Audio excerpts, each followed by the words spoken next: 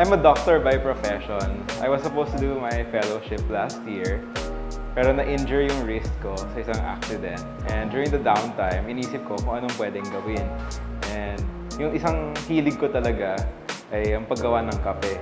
So, sa bahay, mahilig talaga mag-experiment sa mga kape, gumawa ng mga recipes.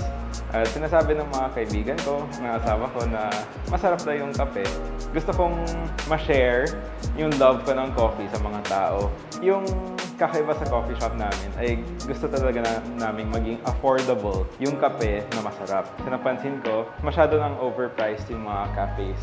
So, maski ako, ayoko nang pumunta sa ibang mga coffee shop kasi namamahalan na talaga ako sa drinks nila. So, yung gusto namin dito ay top quality na coffee at a lower price. Yung best sellers namin ay yung Spanish latte, pati yung matcha latte namin.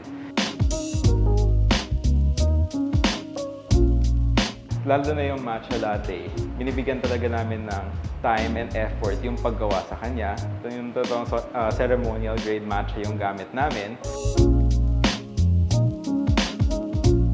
At yung Spanish latte, binalanse talaga namin yung flavors niya para malalsahan mo yung kape at yung sweetness nung drink ay hindi overpowering.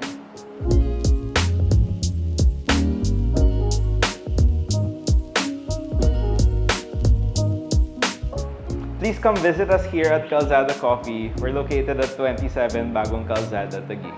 Follow us on Facebook and Instagram. See you there!